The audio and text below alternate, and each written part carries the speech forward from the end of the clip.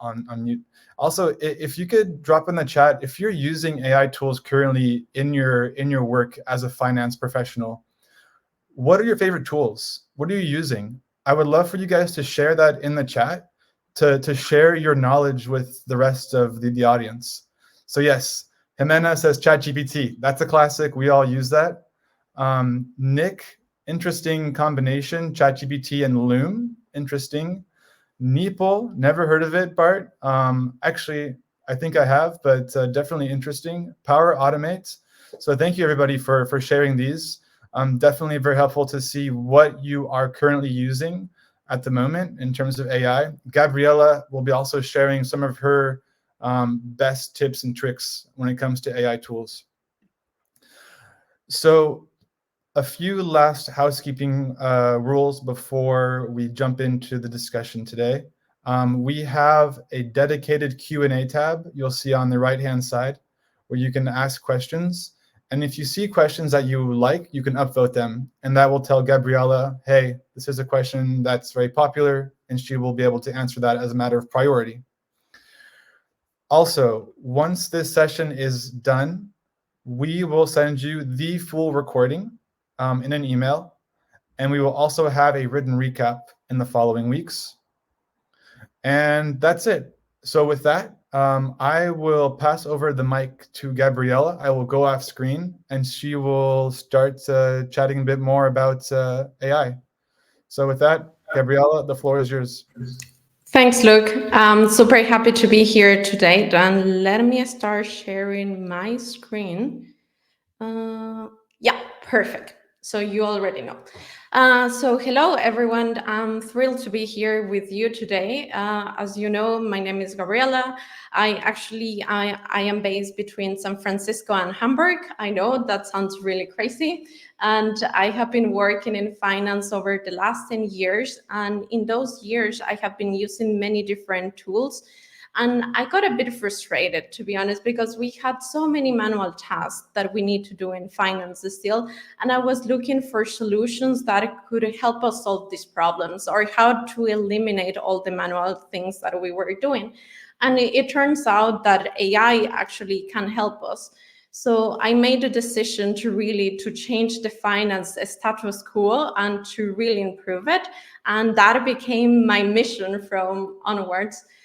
Previously, I was the CFO at TITS Germany, and right now I'm the founder of TAPS. It is an innovative AI planning tool. But today, I want to share with you some insights on how leveraging AI can help you transform financial processes and as well decision making. I will also show you some very real use cases that we can use right now. And on the personal note, I'm into science fiction books. I love running, and also I love to hunt vintage cameras. Some housekeeping things to do. I will be taking a look at your questions during the entire session, so please them come in, and I will do my best to answer all of them. And at the end, we would also have a Q&A, and if you have any further questions.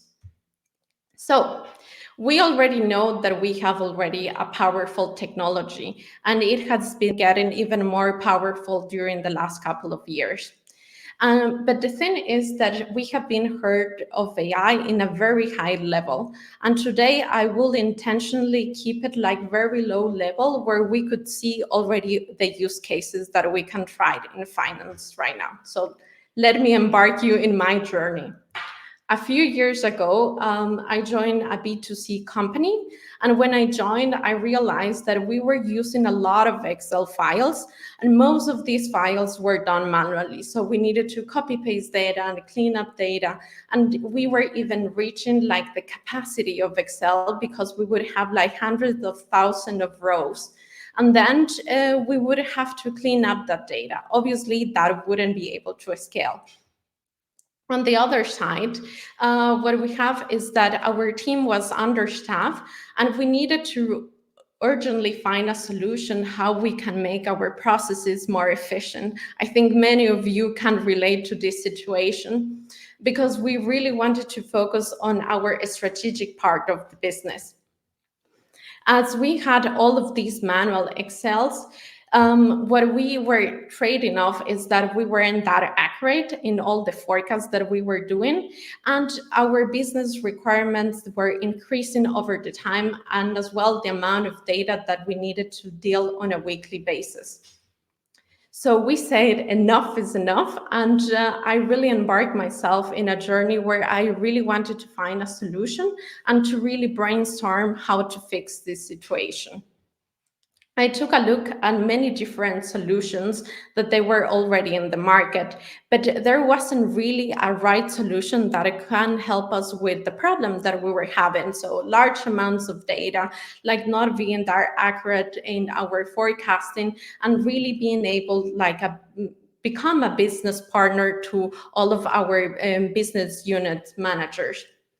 We were even about to sign a contract with one provider that he told us like, yeah, we can solve all of your problems, no, don't worry. But then we figured it out that we wouldn't be able to scale all the data that we had in our models. So we went back to the drawing board, and then we started to ask ourselves, okay, if there isn't any tool there yet, how can we solve it? Because it was like a hair on fire problem. We needed to find a way how we can solve that. And what I realized it was that in data science, many of the problems that we were facing are already solved. So that already gave us a clue where we needed to go. And then we said, okay, AI is the solution, and then the machine learning models would be our way how to implement it. Okay, but let's break it down a bit, because just saying AI and machine learning, it could sound like very high level. So what I did, it was break it down by what are the solutions that we need to solve, or rather say like what are the problems that we need to solve, and then the solutions. So first of all, with the machine learning models, we can scale any amount of data. No data is too big to handle. Then we were able, or we could reduce the number of manual steps that we needed to do. As for example, when you need to update on a weekly or monthly basis your monthly forecast, you need to make assumptions. Those assumptions, machine learning can automatically do them, and then it can give you an overview of them. As well, what we also figured it out is that we can plan for unknown situations. When we were creating this forecast, we were in the middle of the pandemic. You can imagine how hard it is to plan something when you have an unknown situation that we have never seen before. So, and then as a benefit as well, what we figured it out is that we could create multiple scenarios that were done almost automatically. So then the question now here was, okay, now we need to code. And to be honest, as a finance manager that has never done programming before, it was quite a journey, and even to onboard myself into the world of Python. So what it did is I took a look at many courses and to really onboard myself. And it took a while even until I was able to implement all the models that I needed to really solve this problem. After a while, I was able to implement the first model. I mean, most of you already know, like linear regression is the basic model that you could have, but still you compromise on accuracy. On the second model that I was trying, it was Armax, which is moving average. And then until I figured it out that a Profit, which is an open source model from Facebook, it was available for everyone to use.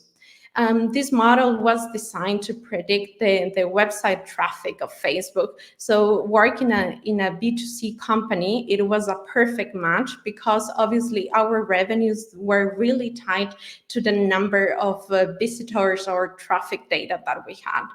So once we implemented Profit, it increased immediately our accuracy comparing to previous forecasts, and it was much faster to do the entire implementation. Profit, it was working amazingly, obviously it's for B2C companies, but what about to B2B companies if we want to use it in a different, or if we want to use it with different data sets? So that it's way much harder, and you would have limitations on the data because as a B2B company, you want to have the same data sets. So for that, I really want us to have a day one mindset, because the field is still very young, and even the top experts, they are still learning about the models, and we are still figuring out how can we really apply AI into real problems that we have, and in this case, in finance. So after many trials and errors, we were able to implement Profit to all of our forecasting models on a weekly basis.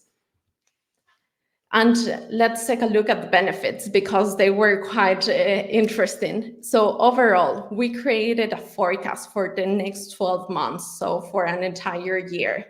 And then for one of our products, we were able to achieve an accuracy of 99%. So imagine being able to be 99% right for a period of 1 year. That obviously helped us to make a better decisions. Like we were able to better plan our resources, because the moment that we can plan our top line that accurately, we can plan our OPEX, and that help us to increase our profitability. On the challenging sides, though, it was the fact that we needed to code, and it still involves some manual processes, as we needed to collect the data and put it into a spreadsheet and then run the model. So, and another kind of challenge was that nobody else in the team was able to maintain these models, as you are required to code. What I want here to give you, it's already a brief overview of how the entire workflow look like, so then you can better visualize it. So pretty much what we did is we collected all the data that we needed to forecast, so all of our revenues, and they were in a big spreadsheet. Once we would have that spreadsheet, we will load it into a Profit Python model. That would mean that we would use, this may be a new term, Colab notebook. Everyone that it uses G Suite, so Google Suites, they are able to create these notebooks. Don't worry, all the links are already linked at the end of this presentation that I will be sharing with you. And once we were able to put it into this Colab model, we will run the Profit. So just, I know that you are not like developers, but I just want to really break it down what else actually the code doing. So here, what it's telling us that we are just taking the Profit model, and then what we are asking it is to predict 72 periods into the future. And then we are saying that our data is on a monthly basis, and please give us a lower bound, medium, and upper bound of the data that is in this code. So then that's how we would do it. And then all the results that would be predicted within this code will be sent back to the spreadsheet. And once ChatGPT was launched, we were able to include all the results that they were from on the Google Sheets directly to this language model, and asked it to please give me a monthly report. So many of our processes were already done by AI. And once we would have the monthly report, we would be able to review it and then make adjustments accordingly, because it's not perfect. I also want to call that out, that this isn't like the best solution, but rather it was the way how we can find how to automate our processes. Because this won't be an end solution, but rather it was kind of a way how we made it possible. So enough theory, and I would actually like to show you how you can use Profit. I think you're still seeing my screen. Let's close. No. I think I would have to stop sharing my screen and reshare it again. Entire window. Yes. Here we go. So let me refresh the window, so then you're perfect. So for this demo, what I did I think you're seeing my screen, right? Yeah.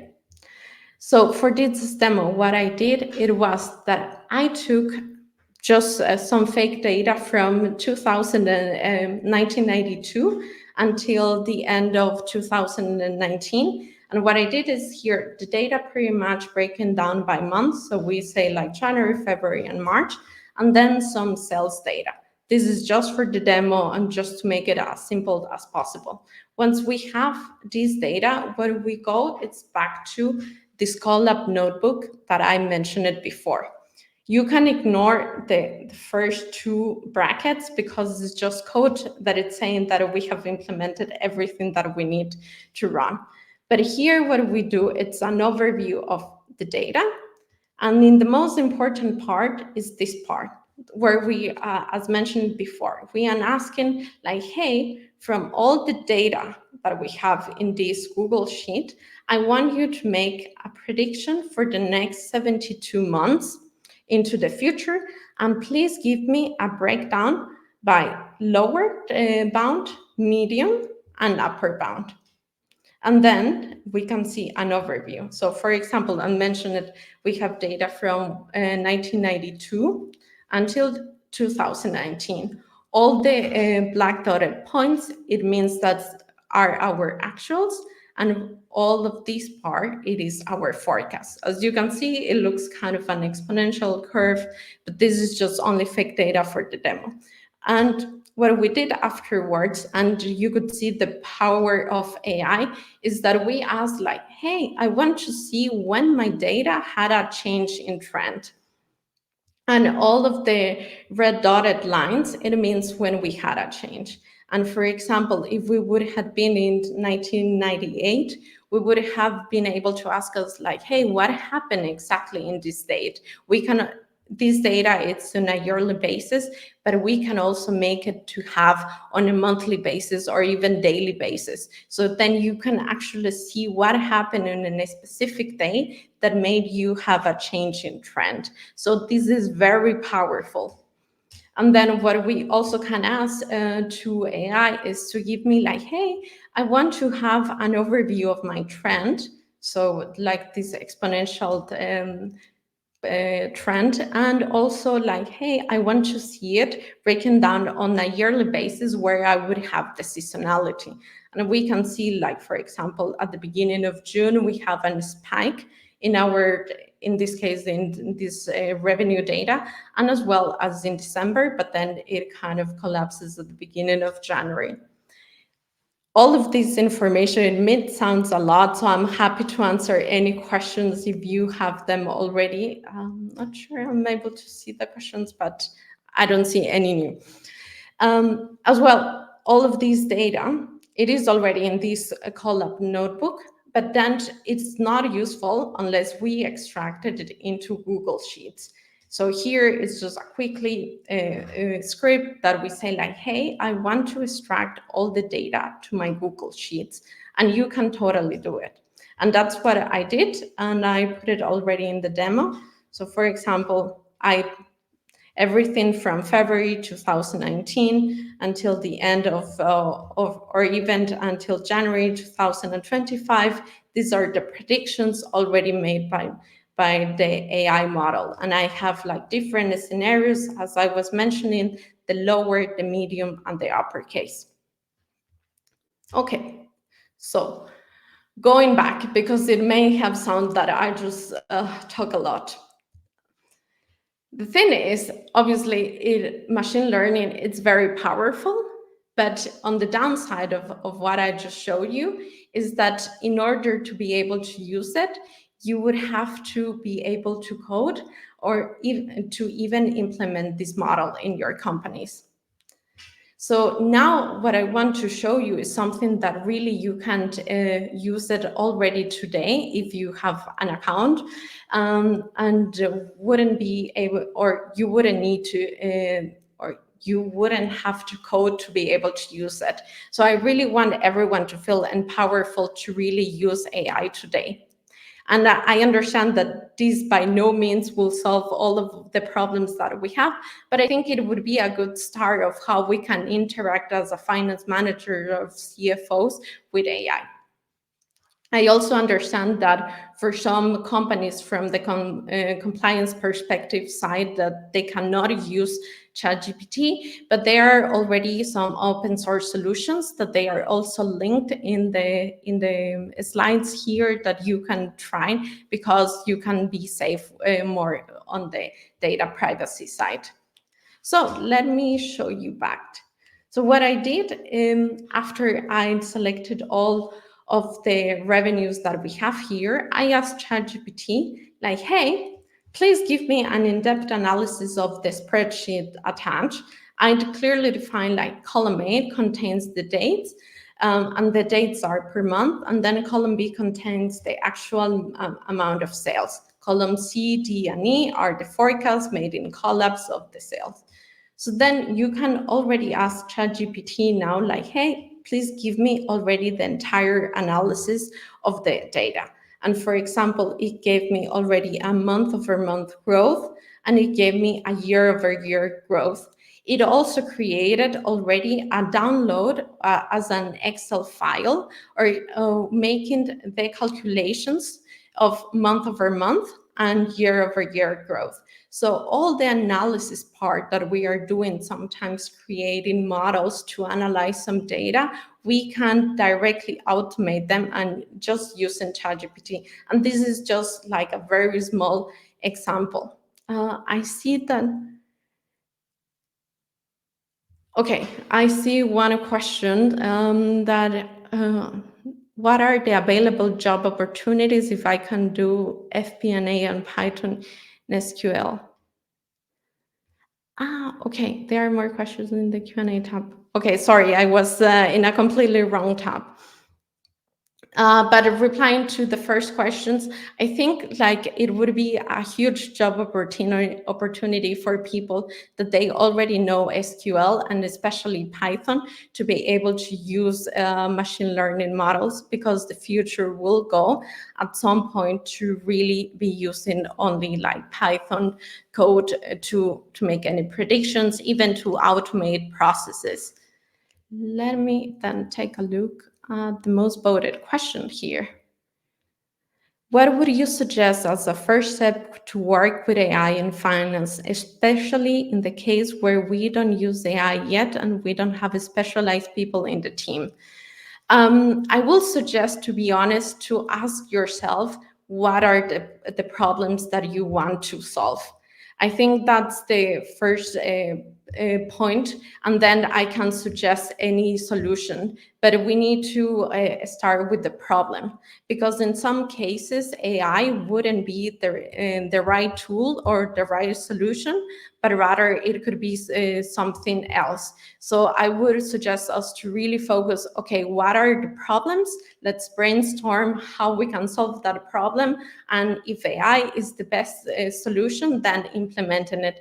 But we just don't want to go directly with AI, because we may have a very steep learning curve that without having specialized people in the team, it would be a bit difficult to tackle on. Okay, how much time did it take to implement Profit once you decided it was the right path? The moment that it took us to implement Profit, to be honest, it was 1 week. For Profit, I can share again, like the code for Profit doesn't take that much time. The real code that runs Profit are only these 5 lines. So the implementations, it's really fast.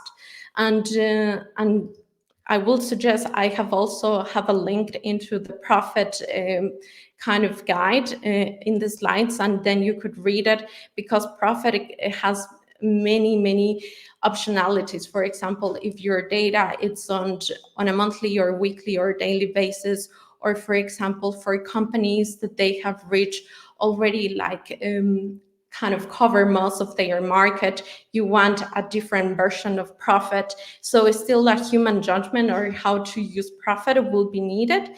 But in overall implementation, once you you know how to code and be able to understand the model, it's quite fast. And then you would be amazed by the results that Profit can give you. They are extraordinary. Like, I can tell you, I was very surprised. Okay, and then the last question. Okay, can we not use Power BI for the same case? Yes, you could use Power BI for the same case, but for example, if you want to use different models, I'm not sure how many models you would have in Power BI. There are many open source models that you wouldn't be able to use them without having to write the code in Colab. So like, it will depend if you are able to use all the machine learning models in Power BI. And as just to try it out, like for example, there was one model that I was testing for a couple of months, that it was vector multi-regressor. I wouldn't be able to use it without like only being able to use it in Colab and not in any other different notebook or Jupyter where I would be needed to code. Okay, last question. So how can we ensure privacy of data while using AI? There are many open source models, so that means that you don't need to share your data while you are using those models, but rather all the code, it would be open source, so everyone would be able to use it. And the moment that you will take that code, it doesn't mean that you will be sharing your data, but rather it will mean that you could use it in a closed system. So for example, this code that I'm using here in Profit, I'm not sharing with everyone. So it's only used within my Google account, and that's it. So I can share it with different people, but only me, it's the person that I am able to see it. I think I will go back to the slides and then happy to answer more questions later on. Let me get back to here. Okay. So we have already seen as well how we can use ChatGPT to improve as well our data analysis. Like, we could have as well more advanced cases in ChatGPT to create already management reports if we give them enough context. I wouldn't put all the financial data into ChatGPT. That's why I'm also suggesting to use an open source solution that is linked on the slides. You can try it out. And then, yeah, there you can just share any type of data and it would be within your closed solution. And yeah, I also wanted to mention what are the existing problems with AI solutions. So one of the problem is, as you have seen, is that they are point solutions. So they are not solving the workflow as a whole. So it's not that I'm able to directly connect to the machine learning model and put it into my ecosystem or into my workflow, but rather I need to have many different steps in order to be able to use it. And therefore, it is still involving a lot of manual work. We also need to be aware that we need to maintain the models. So the moment that we have new data, unless we are directly connected to our database, we would have to update the data. And the biggest skill gap would be that we need to know how to code in order to be able to use them. As well, something to take into consideration is that most of the AI tools, they are not focused to finance use cases. So we don't have yet a tailored solution for us.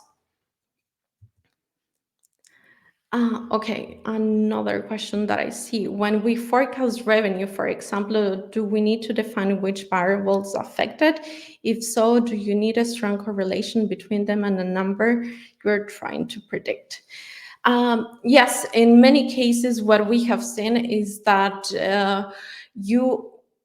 this is a trial and error. There is like really no science behind it. You could use correlation, but that doesn't mean that it will cause a causation for the model. So you really need to try many different variables as well. And there it comes the understanding of your business.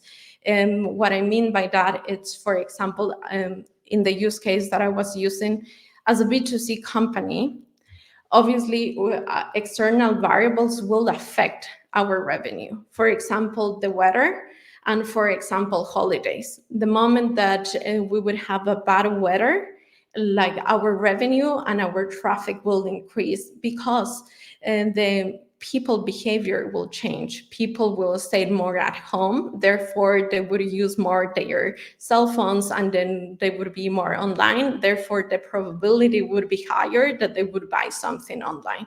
So having this understanding of how the entire business and ecosystem works, then we can also have a better view how to incorporate external variables. What we also figured it out during like COVID times, it was while we would have a very strict lockdown, as for many businesses, we had like a higher spike as well on traffic. So any political decision even could cause a higher increase to our revenue. So we need to be really aware of that as well. And how to do it is really trial and error, like forecasting with many different variables and comparing how good the results are. Okay, so just summarizing a bit and also taking a look how actually the future will look like. It's, at least for my approach, is that we would reach a future where data cleaning for all the models that we would want to do would be automatically done. So we wouldn't need to be able, or we wouldn't need to do them ourselves. And then we would also have a future where we would have our own database. That would mean that we can just access any data, like for example, just writing like, hey, how much would it be, or how much was my revenue from the last 3 years, or how are the predictions for the next 3 months, and so on. That would be super easy to do it, just writing natural language, like to a chatbot or to a co-pilot. And how like the future could look like is having automated forecasting. So you're not trying to many different variables at the same time, but rather like an AI completely understanding the context of the business, and by itself doing and removing some variables, adding some new relevant variables, and so on, and as well having an automated reporting. What I mean by that, we have seen already how ChatGPT or OpenAI is able to create up to 60 seconds of video, the same way it would be able to tailor business reports to our use cases. So that's where all the future will look like. And I have been doing something that I would be super happy to share with you, and can give you a bit more overview of how like really the future will look like very soon. So what I just mentioned, not having the need to clean up the data. We have in this demo, like we have bunch of data that like we have more than 100,000 rows, so then we can scale any amount of data. And here we can just say like, hey, I want to plan my 2024 budget, sorry. And I want you to give me the variables, get me the variables and the KPIs. And we wouldn't need to tell already the AI, but rather it will do it for us. So then it will recognize all the variables and all the KPIs from all the data that we have told to the AI. So for example, for cost, we have already the sales and marketing cost, and it's telling us it's coming from this file, and it's on a startup KPI, and it's already tagged as the sales and marketing cost. For example, for KPIs, we would be able to tell like, hey, like what is super important, what is my burn rate, what is my runway, and it will automatically create those formulas for you. So then we can already take out all the manual processes that we have been doing. And then I said like, hey, I want to create based on these variables, I want to create a forecast for the next sorry, for the next 3 months with 3 scenarios. And then we are just able to send it and would be able to create us a forecast. And that's really how the future will look like, a very natural experience and super easier experience where we don't need to number crunch everything.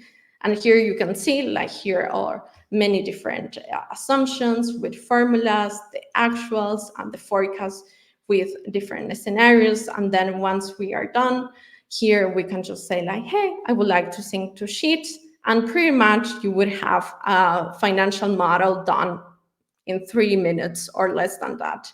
And if I close here, this would be your financial model with the same assumptions and variables that we took before, different scenarios, and that would be already a financial model. And that's pretty much how the future will look like for finance, because like with AI, what we will try to do, it's really automate many of the processes that don't have much value, but rather as a finance, we can focus on the high value activities for every business. So I think I have talked already quite a lot, and I would like to start doing a recap, and happy to answer any questions. And just on the recap side, I think like to really have the power or to access the power in AI, we still need to learn how to code in Python, especially if we want to use very precise machine learning models. ChatGPT is a really good start for every one of us to try it out. Copilots are amazing, but still they are not solving the problem as they are a bit too generic. We need to take a look at our entire workflows and really rethink them from beginning. That's why I was mentioning day one. Everyone is still an AI beginner, like even the top experts, they are still learning about the models. And I would like to encourage every one of you to really try it out finance, even if it is just chatting with ChatGPT, because the future, it would be like really just interacting more and more with AI. And yeah, the future is in our hands, and let's not wait for engineers to make it happen, but rather we can make it happen.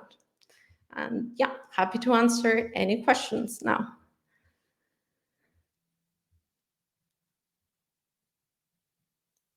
Okay, then a question from Jen. Do you have any other examples of AI, of use of AI for companies having less amount of data or history for B2B startups?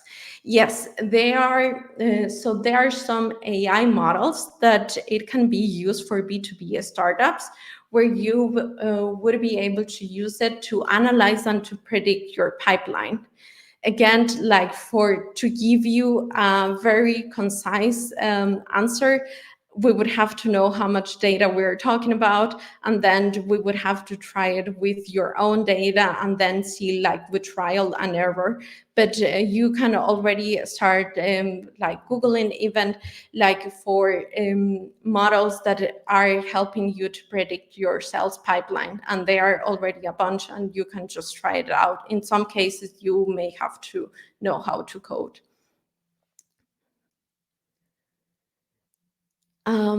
Okay, someone anonymous, does this kind of model only work for businesses with high transaction values? Yes, usually the model that I just shared, Profit, it will has better results once you have like high amount of data. So we would be, and not really data on a daily basis, but rather historical data. What I mean is that you have data from many different periods. So data for the last 3 years or 5 years, that would be ideal to have to really be able to implement these models. Another question, how to create this profit model? Happy to share the template of the profit model, like I can share it with Luke, and then he will share it in the email that he will share at the end of the session with everyone. So you are able to access the template and then you could have it. So then you can just try it out. It will work with any Colab notebook. You would only need to install the permissions of Google so you can use it.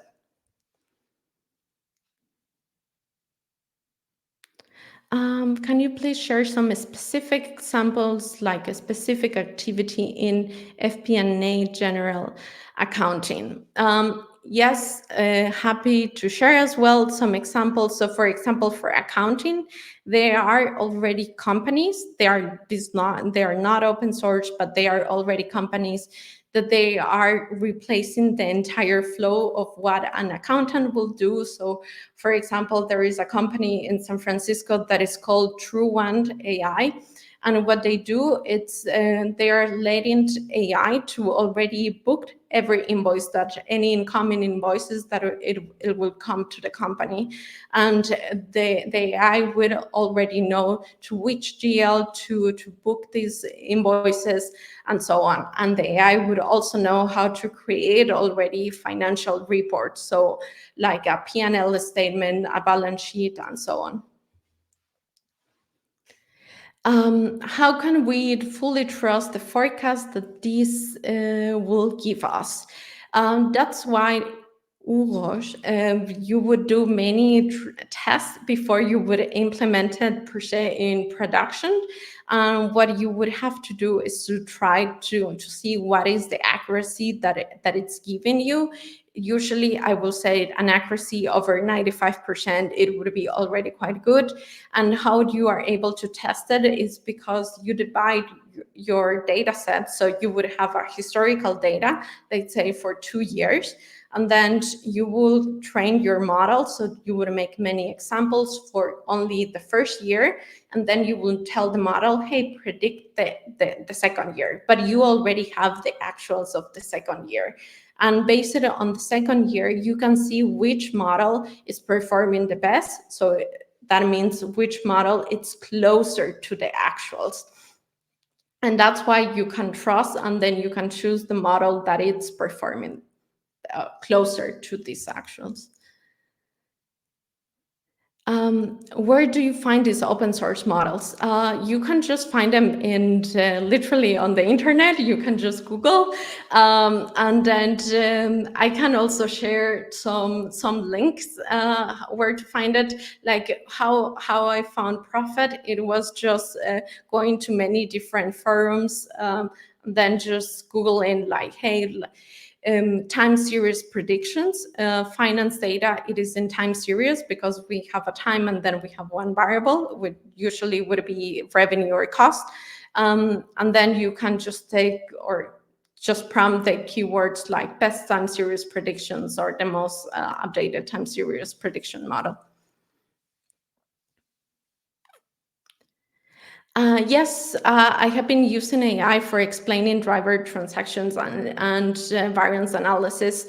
What I share with you on Profit, for example, when you have where we had these red dotted lines, what it was telling you is that there was a change in trend. And there, like with the data set that we were working, we were able to see exactly in which day. And then we would talk to the business like, hey, what happened this day? Did our servers didn't work, or did something especially happen that we were not aware? Because AI can predict, but AI doesn't have the background needed or the enough context to understand the business. And that's why it is very important as a finance person to always be on top of what's happening in the company. And for the variance analysis, then you would also be able to, for example, with ChatGPT, give all the data and then tell it like, hey, I have a change in trend in this specific date. What happened? Can you also give me a variance analysis? And then also the models, they are becoming better over time. So the more you use them, the better they will get. So then like you could also improve the results. Okay, an anonymous question as well. What you just showed scared me of one day we will not need all the controllers FP&A guide. How can we save our? Yeah.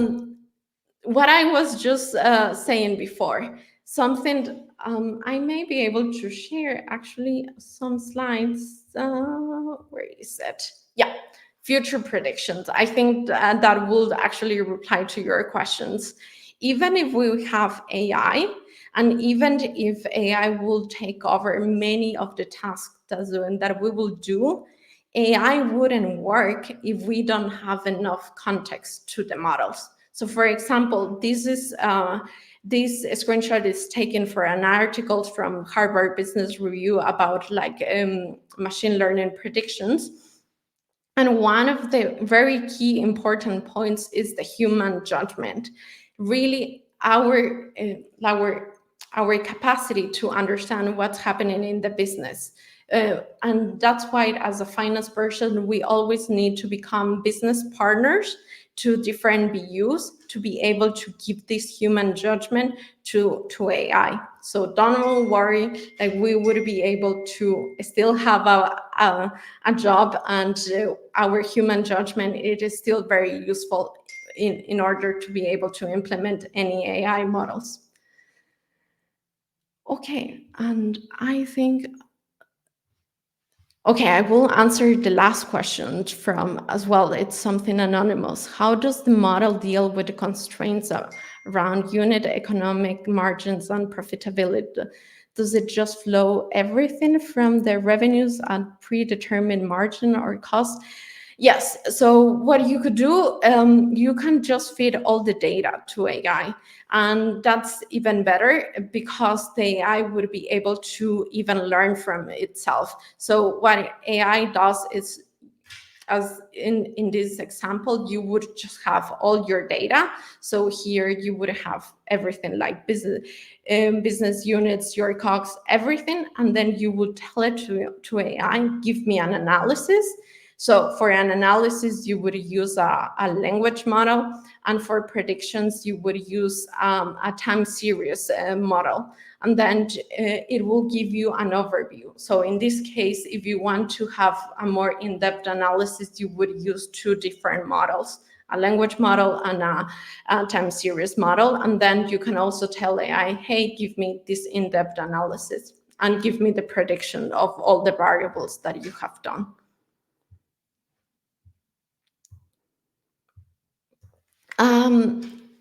Okay, last question, really, from Camille.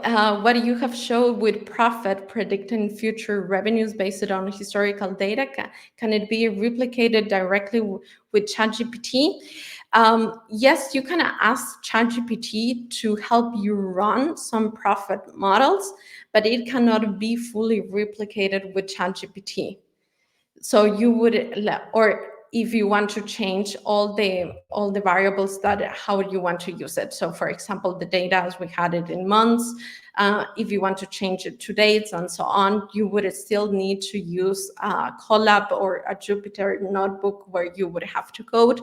But ChatGPT can help you to even further understand all the code, or even to make some adjustments. And I think that was it, or do we have more questions coming?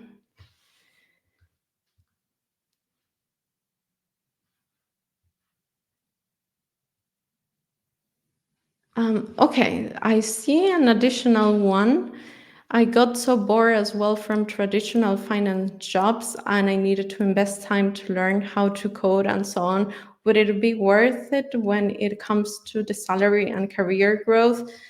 Yes, definitely. If you would want to work in FP&A, you would have quite an edge, an advantage to know how to code, and you would be kind of a unique person in FP&A teams, having to know how to code and implement machine learning models. Okay, so I will stop my...